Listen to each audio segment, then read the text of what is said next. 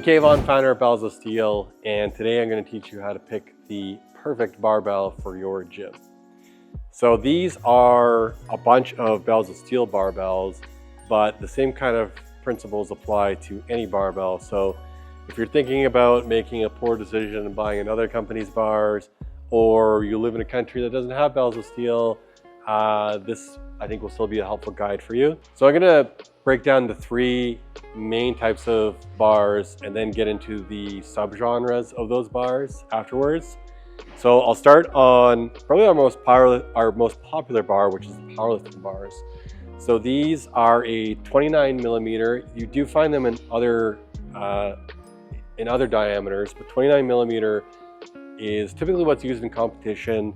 That's what's used on both of our powerlifting bars, and seems to be like where the industry is going overall. If you're going to make a powerlifting bar, you're going to make it 29 millimeter. So some of the elements on ours is it has extremely aggressive knurling. So that's really important for powerlifting. You never want your grip, a poor knurl be the reason why you miss your deadlift. So it's got what I like to call cheese grater knurling on it. Another distinct element of powerlifting bars is that they are on a bushing, right? And ours is a brass bushing. I always forget if we have brass or bronze. And what that does by just having a simple bushing is it means the sleeves don't actually rotate all that much. That's going to come in important when I go into Olympic lifting bars in a second. So it doesn't actually rotate that much because you don't really want the sleeves rotating that much when you're doing a bench or a deadlift or a squat. Our powerlifting bar, our bare naked powerlifting bar, has a thin block on it or thin collar. And what that means is you can add more weight onto it. So if you're competing at a very high level and you need to be able to put on absolutely as many plates as you can, that's important. Also, maybe if you just have bumper plates at home, that's important. It allows you to stack more weight on there. And yeah, that's kind of like the core elements of a powerlifting bar. And as opposed to the other main genre of bars, which is the Olympic lifting bar.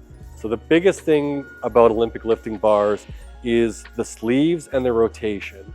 So like I just mentioned on the power bar, you don't actually want the sleeve to spin that much. But on the Olympic lifting bar, you do want it to spin a lot. And so not only do they have a bushing in it, they also have needle bearings to help the sleeve rotate as much as possible. And that is because when you do a clean or you do a snatch, when you rotate that bar and the plate is spinning, rather than, I guess, like the force from the plates or the inertia or whatever from the plates, if you were to do that with like a very stiff, no needle bearing bar, that kind of force and inertia goes more into your wrists as opposed to into the sleeves itself. And so the sleeves take that pressure and help it rotate around.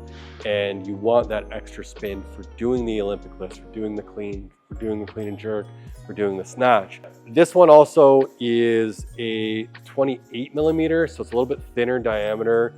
And that is, again, IWF spec. And it is a more passive knurl. We put ours to a mild knurling, so when you're doing lots of reps at home, you don't have to worry about tearing up your hands, tearing up your calluses. And one other thing to point out too, and this is true of all of our bars, we do ridge barbell sleeves. And what the ridges do is they help prevent the plates from sliding off. Now you should still use collars, obviously, but if you're doing a warm-up set or it works in conjunction with the collar, right? Collar will help keep it on and the ridges will help keep it on. And it gives it like a sweet noise too, like a nice zipper noise when you put a plate on. So yeah, that comes with all of our bars. Oh, and I forgot to mention the actual coating, right? So on our bare naked powerlifting bar, as implied, it is bare steel. So there's a bit of like heat treatment to help to prevent corrosion and rust. On the Olympic weightlifting bar, there is a hardened chrome. And the reason that we go bare on our powerlifting bar, again, is the grip. It's the absolute grippiest coating. The absolute grippiest coating is no coating, is bare. And then the reason why we go hardened chrome on the Olympic lifting one is just hardened chrome. It's just kind of tried and true. It's durable. It looks nice. It does affect the knurling, of course, but on your Olympic lifting bar, you're not as concerned about it because you kind of want a softer knurling for those high reps. And now I'm going to go into the third main type of bar, which is like a hybrid bar. So the hybrid bar is like a bit of a, I shouldn't call it a hybrid, like hybrid in the sense that it's like a combination of the elements of a powerlifting bar and an Olympic weightlifting bar. Ours is called the utility bar, kind of like an overall well-rounded bar that helps. It's not as good as powerlifting stuff, and it's not as good as the Olympic lifting bar and Olympic lifting stuff. So the utility bar, the diameter is a combo. It's a 28.5 millimeter, so a little bit thinner than a power bar, although there are power bars that are 28.5, but I don't totally agree with that, and a little bit thicker than Olympic weightlifting bar. Now again, we've got like a little bit more passive of a knurling on it, and that is because we're expecting that some people will do, you know, some cleans on this. Maybe not snatching. I don't know if I'd recommend snatching, maybe a little bit on this, but definitely cleans, power cleans, and you know, higher rep, more movements than you would see maybe on the big three. People are going to be using this for all kinds of stuff. So a little bit more passive than knurling. It does have a center knurl, and then it does have the two markings for powerlifting and Olympic lifting. When it comes to coating, so we went with a black zinc and a white zinc coating. So black zinc on the shaft and a white zinc on the sleeves themselves. And the reason I did that is, as far as like pricing goes, I think the absolute, I mean, I guess this technically isn't a coating, it's a material. Like stainless steel will be your most expensive. Next to that is like Cerakote and hardened chrome. There's another coating called Titanize, which is kind of new, which is also kind of expensive. So a black zinc is a little bit less expensive than a chrome, still durable, and it looks cool. I try and do a lot of our bars with the black zinc in the middle and the white zinc on the sleeves. Looks cool, durable, etc.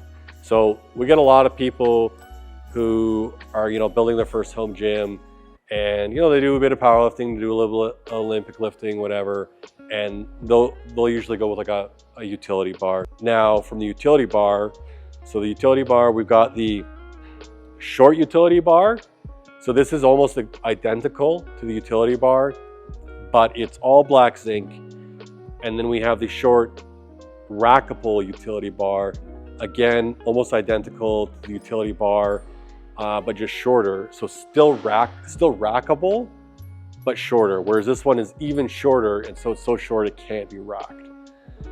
Now, why do people want these shorter bars? I think a lot of the popularity comes from like just having like limited space.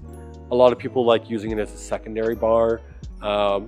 You know, from their main one, they'll use it for their landmines or whatever. I know that there are some functional fitness events that do use a short bar in some of their events rather than a long bar. It also gives like a bit of a different feel and whip. So the longer the bar, the more kind of whippy it's going to be, whereas it'll be stiffer if it's shorter. So yeah, that's kind of like some new intros that we've had in the last year or so. And then down here is another variant of the utility bar, which is a Cerakote bar.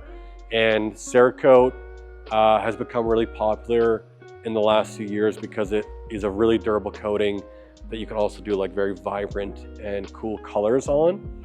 It actually originated in, or what its main use still, I shouldn't say its main use, but I believe its main use still is in firearms. So it's mostly people, you know, whatever, decorating the firearms, and then it kind of made its way over to barbells.